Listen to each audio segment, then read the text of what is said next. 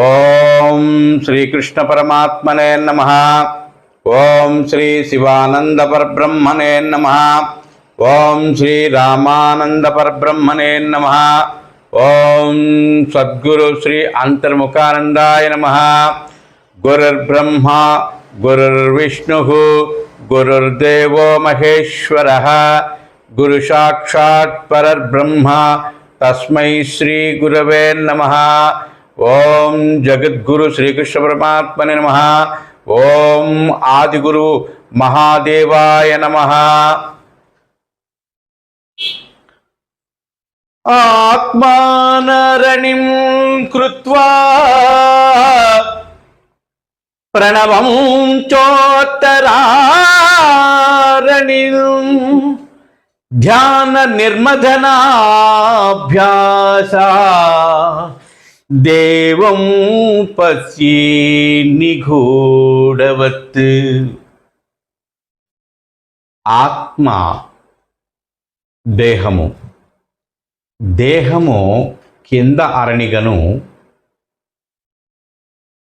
ప్రణవము అంటే ప్రాణమును పై అరణిగను చేసి ధ్యానము అనే నిర్మధనాభ్యాసమున నిగూఢమైనటువంటి ఆ పరమాత్మను తానే గ్రహించాలి, అంటే తానే తెలుసుకోవాలి, అంటే తానే దర్శించాలి. తనలోనే తాను తన్మయత్వ స్థితి పొంది అక్కడ ఆ పరమానందానుభూతిని అనుభవిస్తూ అందులో లయం కావాలి. ఎందులో?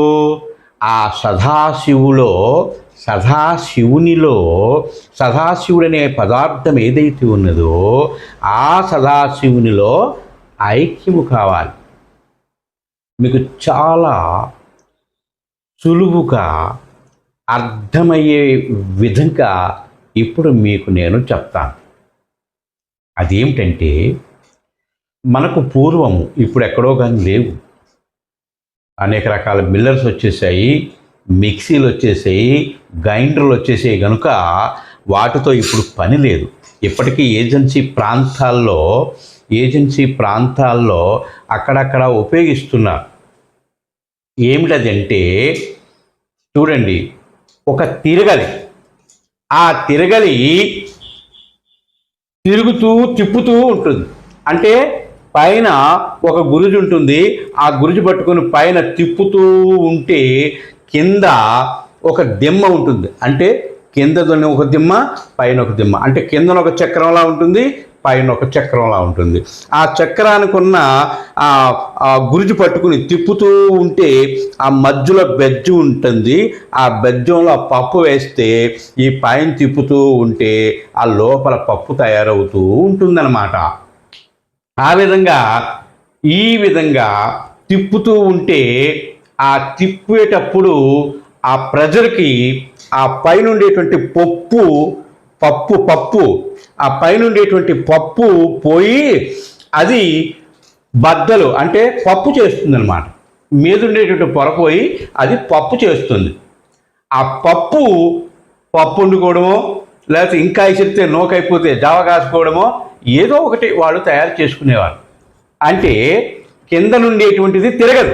ఎంత వివరంగా మీకు ఎందుకు చెప్తున్నానంటే, కింద నుండేటువంటి దిమ్మ తిరగదు, మీద నుండేటువంటి దిమ్మ మాత్రమే తిరుగుతుంది. ఆ తిరిగి తిప్పడంలోనూ ఇది పప్పుగా మారుతుంది. అంటే మన శరీరము కదలదు. సిద్ధాసనం అంటే పద్మాసనమో ఏదో ఒక ఆసనం వేసుకుని చిన్ముద్ర వేసుకుని చక్కగా ధ్యానం చేసేటువంటి సాధకుడికి శరీరం ఎట్టి పరిస్థితుల్లోనూ కదలదు. అందుకు దీన్ని కింద అరణిగను అని అన్నారు. పై అరణేమిటి? ప్రాణం. ఈ ప్రాణము కంఠం నుండి లోపల నాసికాగ్రము వరకు లోపలని గతాగతము జరుగుతూ ఉన్నది.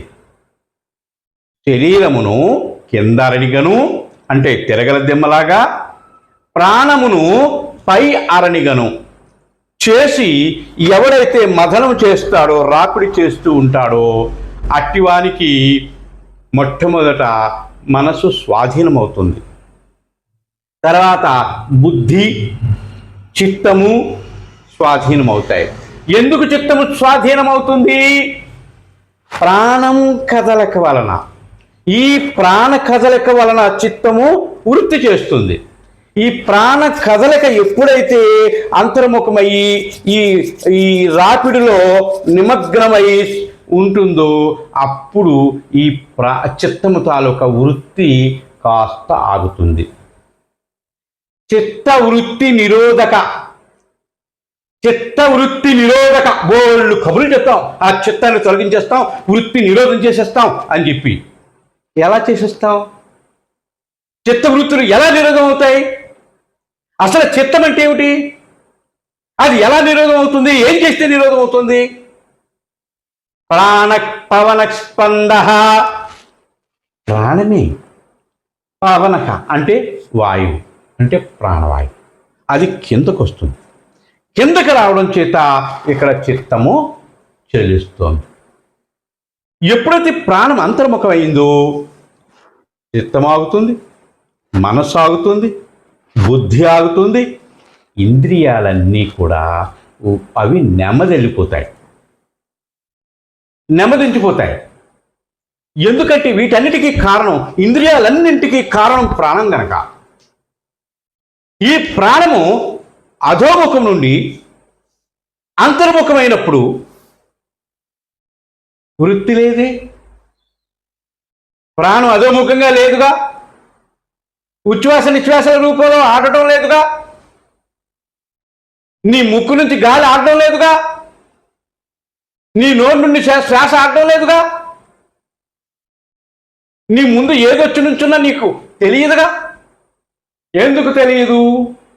నీ దృష్టి అంతర్ముఖమయ్యి నీ ప్రాణము అంతర్ముఖమైనప్పుడు నీకు ఏమి శబ్దము చేసినప్పటికీ కూడా వినిపించదు, దృశ్యం వచ్చినప్పటికీ కూడా కనిపించదు. ఇది స్వ అనుభవం. ఎందుకంటే నేను తపస్సులో ఉన్నప్పుడు ఒక పెద్ద ఎలుగుబంటి నా ఎదురుగుండా వస్తోంది. దానికి ఆ పక్కన ఈ పక్కన వెనకన ఉన్నది తప్ప ఎదురుగా ఏదైతే ఉన్నదో అది సాధారణంగా కనిపించదు. ఎందుకంటే బుర్ర ఇలా ఇలా ఇలా ఇలా వాలేసుకొని వస్తుంది.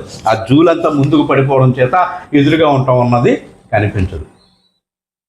సరే, నేను ధ్యాన నిష్టలో ఉన్నాను. చిన్న చిన్న చిన్న చిన్న శబ్దం వినిపిస్తూ ఉండేది. అలా రాగా రాగా రాగా రాగా శబ్దం పెద్దదైంది. అంటే ఇది దగ్గరకు వచ్చేసింది అనమాట. నేను ఈ మాత్రం హైటు, ఒక 3.5-4 అడుగుల హైటు ఒక పెద్ద రాతి పలక మీద కూర్చొని నేను ధ్యానంలో ఉన్నాను. అదంతా ఏకరాయి అనమాట. ఈ శబ్దము ఈ గోల్డ్ ద్వారా నడ్డం వల్ల ఈ శబ్దం వచ్చి చూసేసరికి ఏమిటి నా దగ్గరికి ఏదో వస్తున్నది, ఏదో పెద్ద పెద్ద పెద్ద పెద్ద శబ్దాలు, అంటే ఆ గోర్ల శబ్దం వినిపిస్తుందని నాకు డౌట్ వచ్చి ఎలుగుబంటి ఏమో ఇలా చూశాను. కళ్ళు తెరిచి చూసేసరికి అది నన్ను చూసింది. మరి ఏమనుకున్నదో, దానికి ఏమనిపించిందో వెనక్కి తిరిగి ఒకేసారి లంకించుకుంది. అంటే పరుగు లంకించుకుని పారిపోయి కొండ కిందకి వెళ్ళిపోయేంత వరకు పరుగు ఆపలా. మరి నన్ను చూసి అదేమనుకున్నదో నాకు తెలియదు, కానీ ఒక్క నిమిషం కూడా అక్కడ ఎక్కడ ఆగి చూడలేదు. ధీటుగా పారిపోయిందనమాట. అంటే నేను ఎందుకు చెబుతున్నానంటే, అంతర్దృష్టి అంటే నిమీల నేత్రము, ఈ భూమధ్యంలో దృష్టి పెట్టి ఈ విధంగా చూసి సాధన చేసేవాడికి ఎదురుగా ఉండేటువంటి వస్తువు పెద్దమే కాదు, పెద్ద పులి కాదు, ఏదైనా సరే అతడికి కనిపించదు. మళ్ళీ కళ్ళు తెరవాలి కనిపించాలంటే. అందుచేతన ప్రాణం అంతర్ముఖమైనప్పుడు, మనసు అంతర్ముఖమైనప్పుడు, దృష్టి అంతర్ముఖమైనప్పుడు, నీ నాలుకను వెనుక్కు తిప్పి ఆ కొండ నాలుక తగిలించినప్పుడు, నీ జిహ్వ అధోముఖం నుంచి అంతర్ముఖం అయినప్పుడు నీకు అన్నీ అక్కడ ప్రాణము, బుద్ధి, మనసు, చిత్తము అన్నీ అక్కడే నీకు భూమధ్యంలోనే లోపలే లయమై ఉన్నప్పుడు నీకు ఇక మిగతా ఇంద్రియాలు ఎలా పనిచేస్తాయి? పని చెయ్యుగా.